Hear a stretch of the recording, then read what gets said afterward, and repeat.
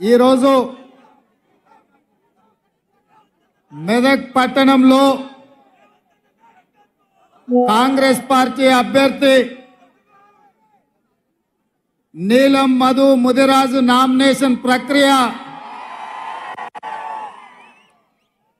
మెదక్ శాసనసభ్యుడు యువమిత్రుడు రోహిత్ అధ్యక్షతన ఏర్పాటు చేసిన ఈ భారీ బహిరంగ సభలో ముఖ్య అతిథులుగా పెద్దలు మా అన్న దామోదర్ రాజ నరసింహ గారు, మా సోదరిమణి కొండ సురేఖ గారు, మా మిత్రుడు పొంగులేటి శ్రీనివాసరెడ్డి గారు, మీ అందరి అభిమాన నాయకుడు జగ్గారెడ్డి గారు,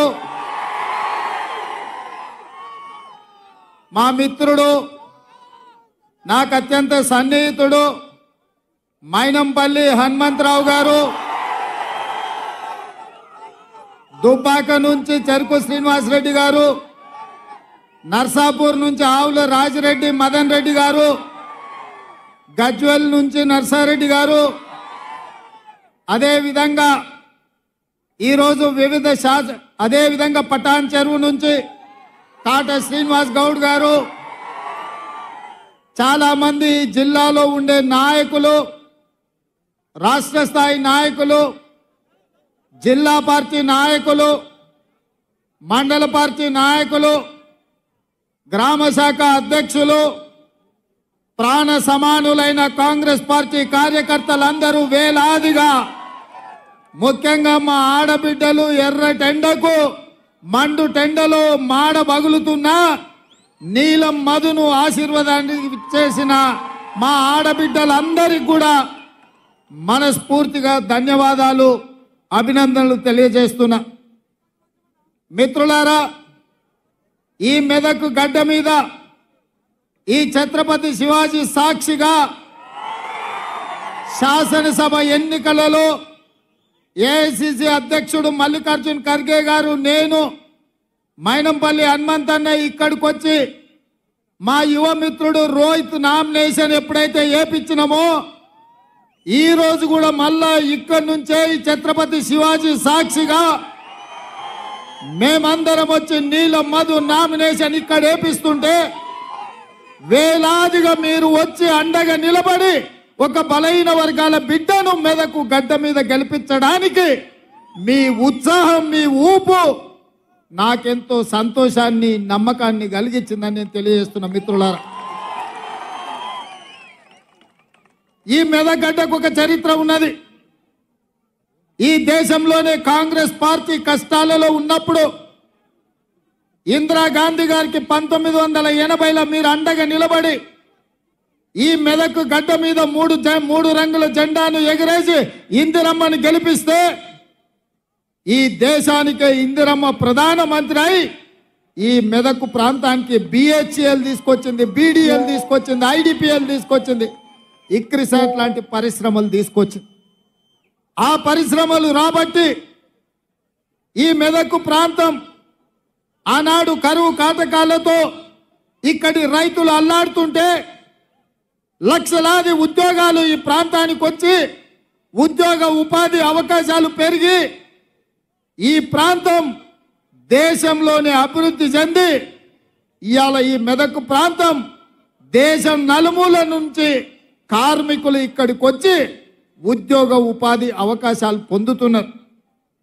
ఇవాళ దేశంలో ఏ రాష్ట్రం వాళ్ళైనా బెంగాల్ కావచ్చు, బీహార్ కావచ్చు, ఉత్తరప్రదేశ్ కావచ్చు, రాజస్థాన్ కావచ్చు, మధ్యప్రదేశ్ కావచ్చు, ఛత్తీస్గఢ్ కావచ్చు, జార్ఖండ్ కావచ్చు, మహారాష్ట్ర కావచ్చు, కర్ణాటక కావచ్చు, తమిళనాడు కావచ్చు, కేరళ కావచ్చు, ఆంధ్రప్రదేశ్ నుంచి వచ్చిన సోదరులు కావచ్చు, ఇవాళ ఎవరైనా బ్రతకడానికి తెలంగాణ రాష్ట్రానికి వస్తున్నారు అని అంటే ఆశ్రయం ఇచ్చి హక్కున చేర్చుకున్నది ఈ మెదకు ప్రజలు, కడుపుల పెట్టి చూసుకొని కాపాడింది ఈ మెదకు ప్రజలని చెప్పి నేను గర్వంగా మాట్లాడుతున్న ఈరోజు. అట్లాంటి మెదకు పార్లమెంటు 1999 నుంచి 2024 వరకు ఈ 25 సంవత్సరాలు భారతీయ జనతా పార్టీ బీఆర్ఎస్ చేతుల్లోనే ఉంది. ఆల నరేంద్ర నుంచి మొదలు పెడితే కొత్త ప్రభాకర్ రెడ్డి వరకు 25 సంవత్సరాలు పార్లమెంట్లో బీఆర్ఎస్ వాళ్ళు బీజేపీ వాళ్ళే ఉన్నారు. నేను ఇవాళ ఈ జిల్లాలో ఉండే యువకులను, రైతులను, నిరుద్యోగ యువకులను నేను అడుగుతున్నా, మిత్రులారా, ఆనాడు ఇందిరమ్మ తెచ్చిన పరిశ్రమలు తప్ప బిహెచ్ఎల్ కావచ్చు, బీడీఎల్ కావచ్చు, డైనమిక్ ఫ్యాక్టరీ కావచ్చు, ఈక్రిసాట్ కావచ్చు, ఈ ప్రాంతంలో వచ్చిన వేలాది పరిశ్రమలు ఆనాడు ఇందిరమ్మ తెచ్చినవే కదా. 10 ఏళ్ళు ఈ ప్రాంతంలో ముఖ్యమంత్రిగా ఉన్న చంద్రశేఖరరావు ఆర్థిక మంత్రిగా, ఆరోగ్య శాఖ మంత్రిగా, వివిధ శాఖల మంత్రులుగా ఉన్న ఆయన అల్లుడు హరీష్ రావు గారి మెదక్ ప్రాంతానికి ఏమన్నా తీసుకొచ్చిందా అని నేను అడుగుతున్నా. నేను ఇవాళ అడుగుతున్నా, 2014 నుంచి 24 వరకు ముఖ్యమంత్రిగా, మంత్రులుగా, కొత్త ప్రభాకర్ రెడ్డి పార్లమెంట్ సభ్యుడుగా ఈ ప్రాంతానికి ఏమైనా పరిశ్రమలు తెచ్చిండ్రా? ఈ మెదకు ప్రజలు ఏమన్నా బాగుపడ్డారా అని నేను అడుగుతున్నా.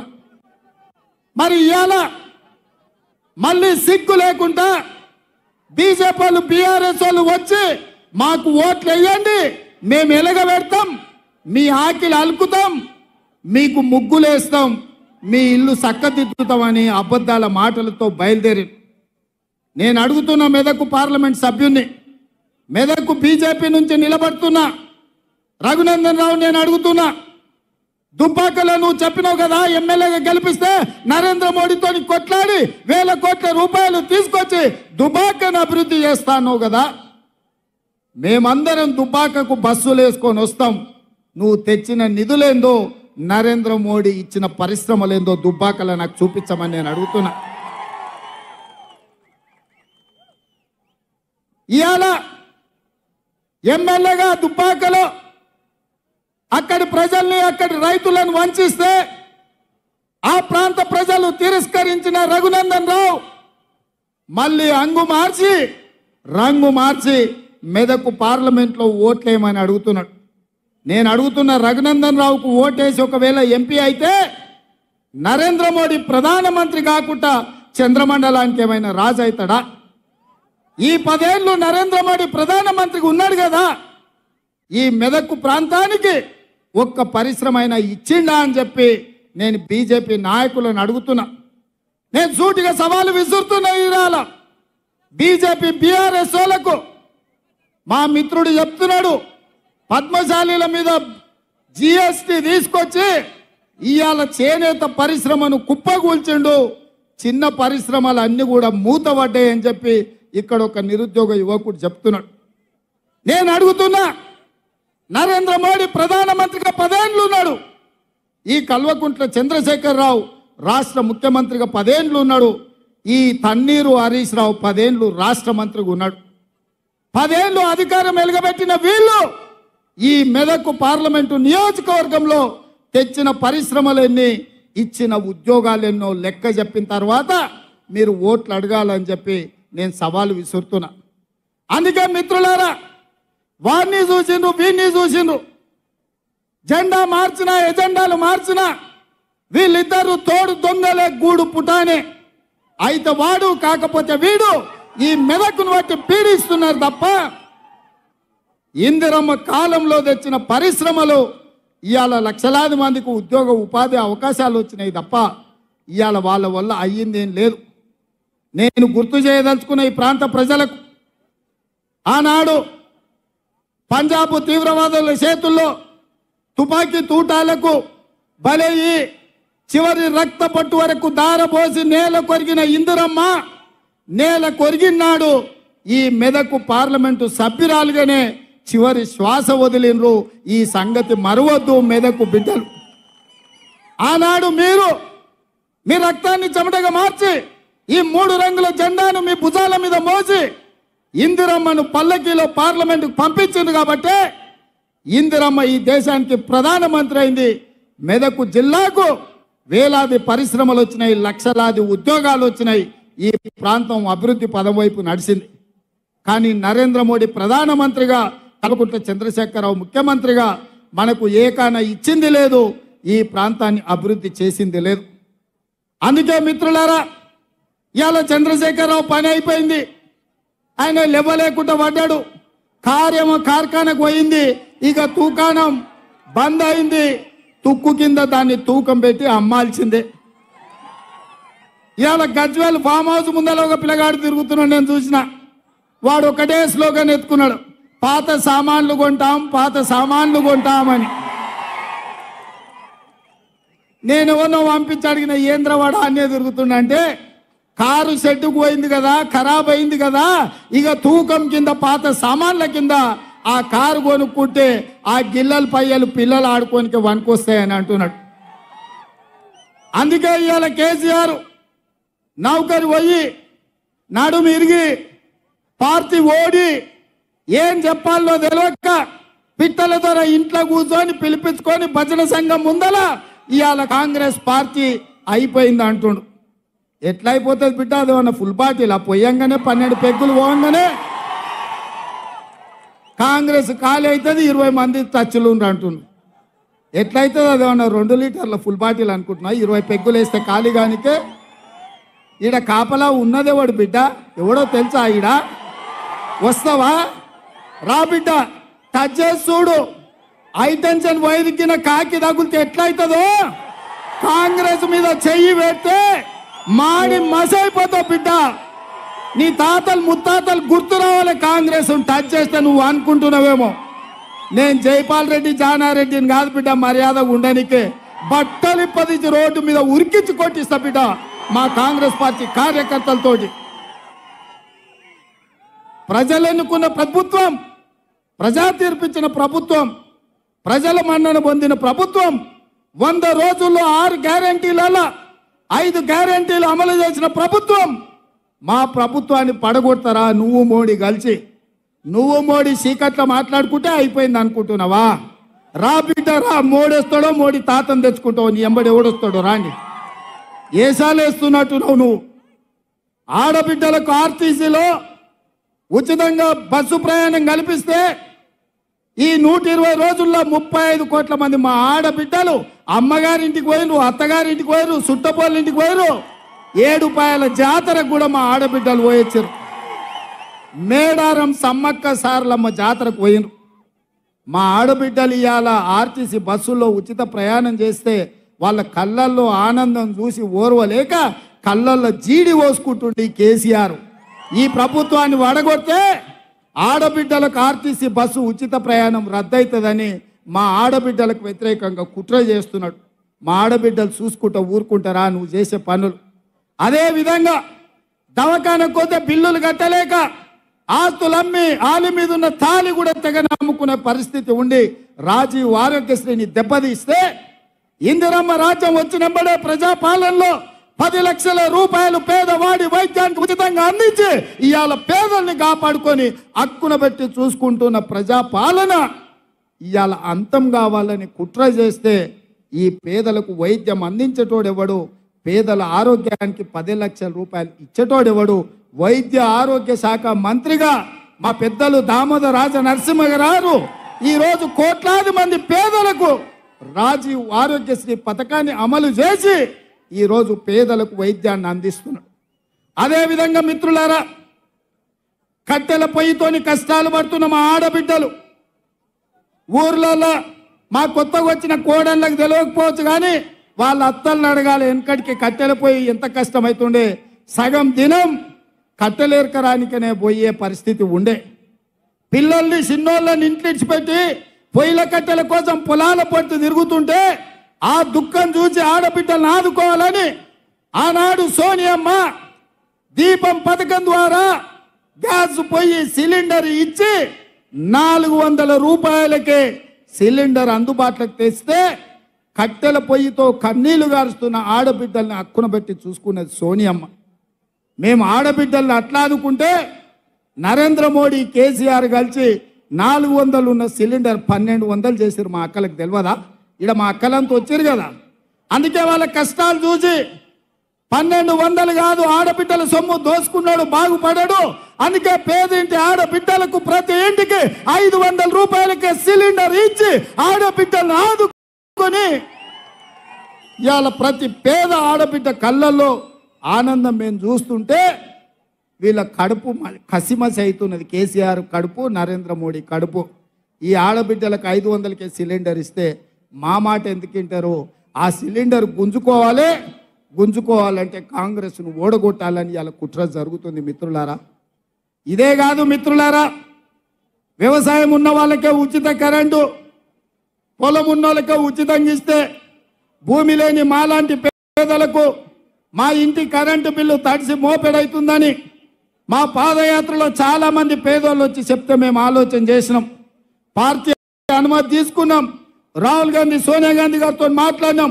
అందుకే ప్రతి పేదవాడి ఇంటికి 200 యూనిట్లు ఉచితంగా కరెంటు ఇచ్చి 0 బిల్లు ఇవాళ పేదవాడి ఇంటికి తీసుకొచ్చి బిల్లు కట్టాల్సిన పని లేదు, 0 బిల్లు అని చెప్పి ఇవాళ పేదవాళ్ళని ఆదుకున్నాం. ఇవాళ పేదవాళ్ళ ఇంటికి కరెంటు వెలుగుతుంటే పేదవాడి కళ్ళల్లో ఆనందం చూసి ఓర్వలేని కేసీఆర్, నరేంద్ర మోడీ కుట్ర చేసి కాంగ్రెస్ను ఓడగొట్టాలి, కాంగ్రెస్ను ఓడగొడితే ఉచిత కరెంటు ఇంటికిచ్చేది రద్దవుతుందని పన్నాగం చేస్తారు.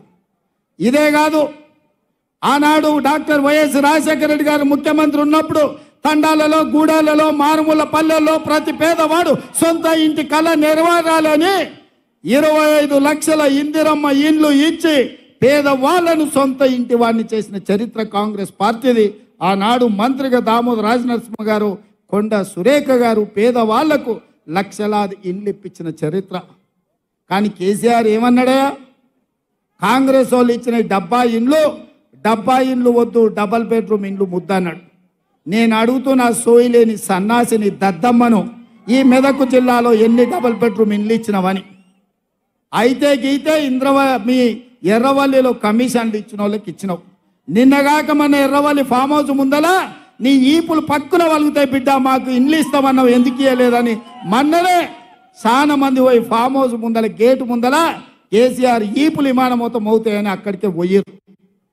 మరి ఇవాళ నేను అడుగుతున్నా, మా రెవెన్యూ మంత్రి, మా హౌసింగ్ శాఖ మంత్రి పొంగులేటి శ్రీనివాసరెడ్డి గారి నేతృత్వంలో ప్రతి నియోజకవర్గానికి 3,500 ఇండ్లు, రాష్ట్రంలో 4,50,000 ఇండ్లు, 22,500 కోట్ల రూపాయలతో పేదవాడికి ప్రతి ఇంటికి 5 లక్షల రూపాయలు ఉచితంగా ఇచ్చి మీ ఆత్మ గౌరవం నిలబెట్టడానికి మనం పథకం ప్రారంభించుకుంటే పేదోడికి సొంతిల్లు వస్తే వాని ఇంటి ముందల కాలు మీద కాలేసుకొని కుర్చీలో కూర్చుంటాడని కక్ష కట్టి కాంగ్రెస్ను ఓడగొట్టి ఆ ఇచ్చే ఇండ్లు రద్దు చేయాలని ఢిల్లీలో ఉండే మోడీ, గజ్వేల్లో ఉండే కేడీ కలిసి కుట్ర చేస్తున్న మాట ఇక్కడున్న యువకులకు నేను చెప్పదలుచుకున్నా.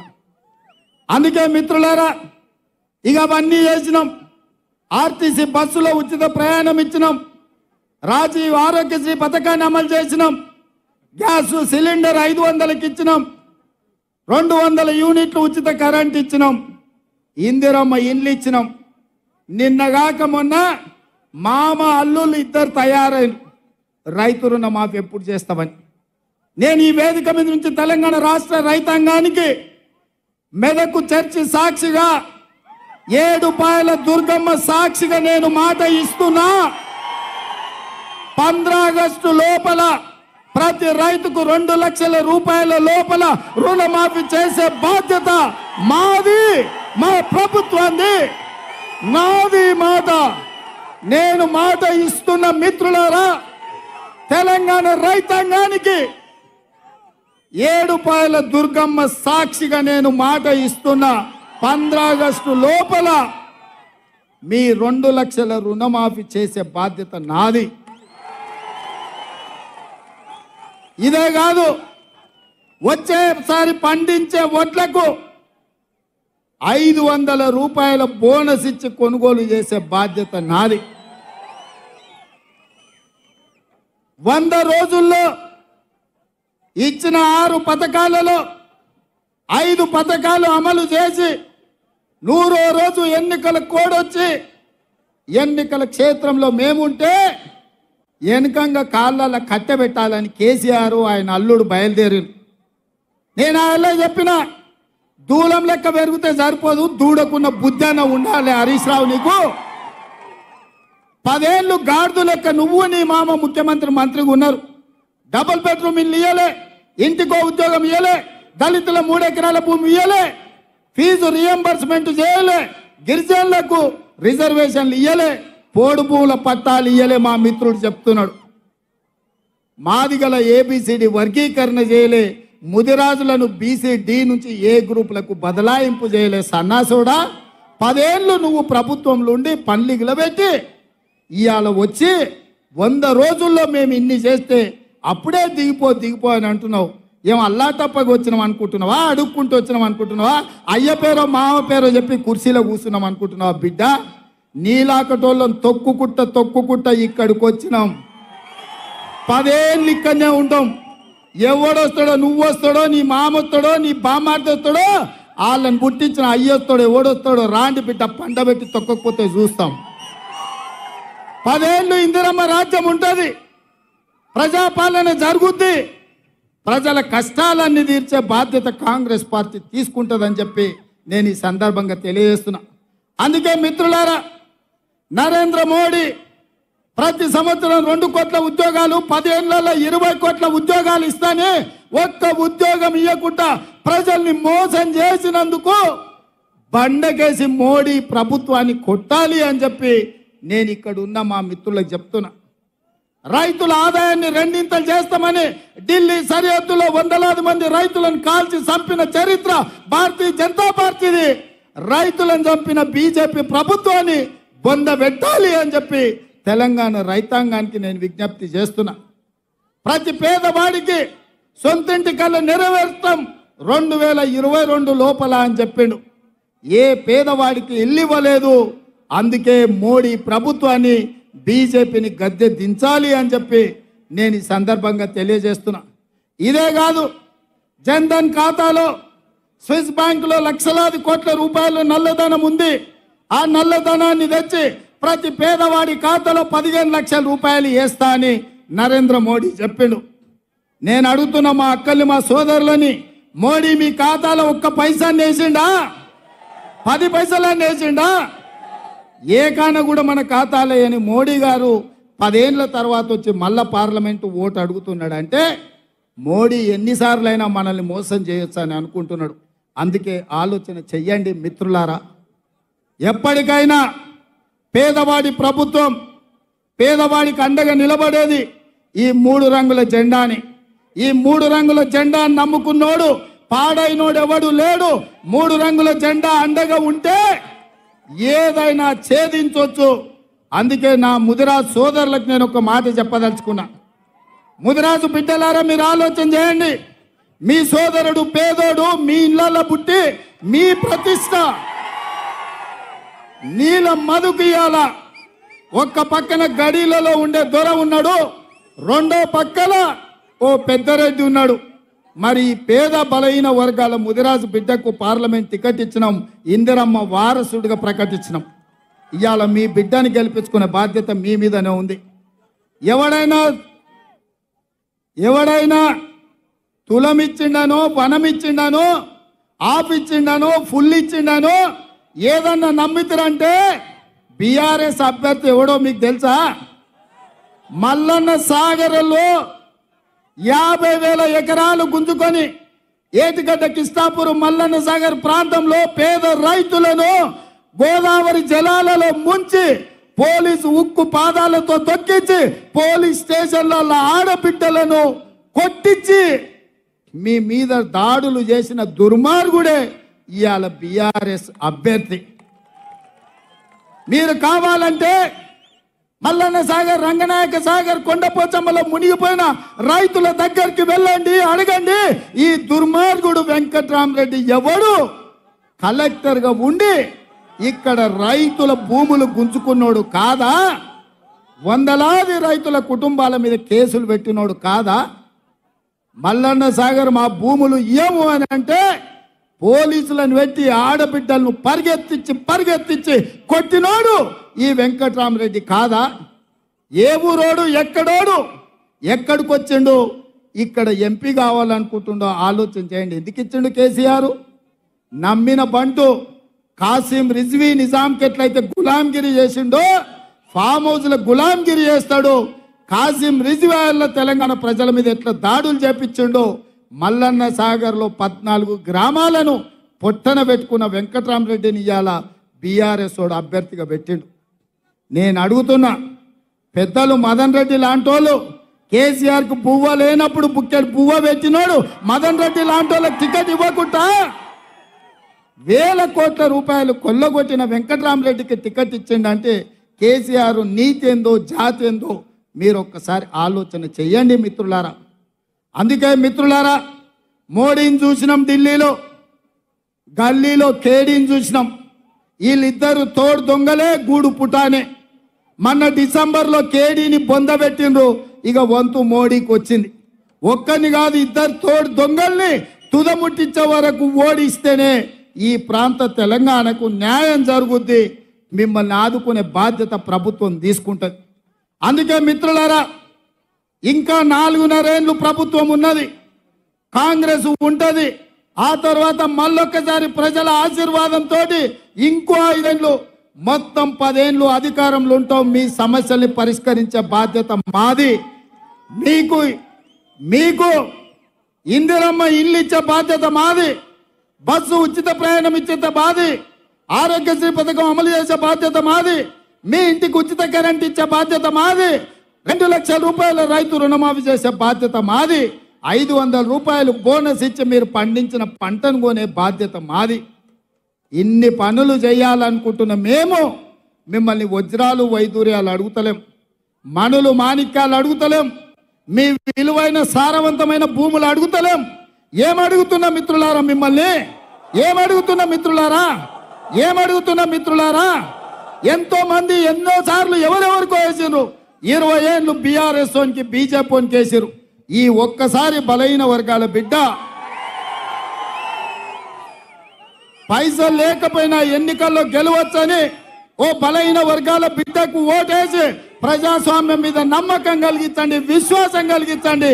ప్రజా సేవలో ఉంటే పేదవాడైన పార్లమెంటుకు పోతాడని ఈ మెదకు గడ్డ నుంచే గెలిపించండి అని చెప్పి నేను మీకు అందరికీ విజ్ఞప్తి చేస్తున్నా. నీదం మధుని గెలిపించడానికి మీరు సిద్ధమా? ఇందిరమ్మ రాజ్యానికి ఓటేయడానికి సిద్ధమా? రాహుల్ గాంధీని ప్రధానమంత్రిని చేయడానికి సిద్ధమా? కాంగ్రెస్ పార్టీని గెలిపించడానికి సిద్ధమా? సిద్ధం అన్నోళ్ళు అందరు చేయి పైకెత్తి అలాడెత్తుతలేరా? మిమ్మల్ని కూడా చూస్తున్నా, మిద్దె మీద ఉన్నోళ్ళని, ఆడున్నోళ్ళు కూడా ఎత్తాలి. జై కాంగ్రెస్, జై కాంగ్రెస్, హస్తం గుర్తుకే.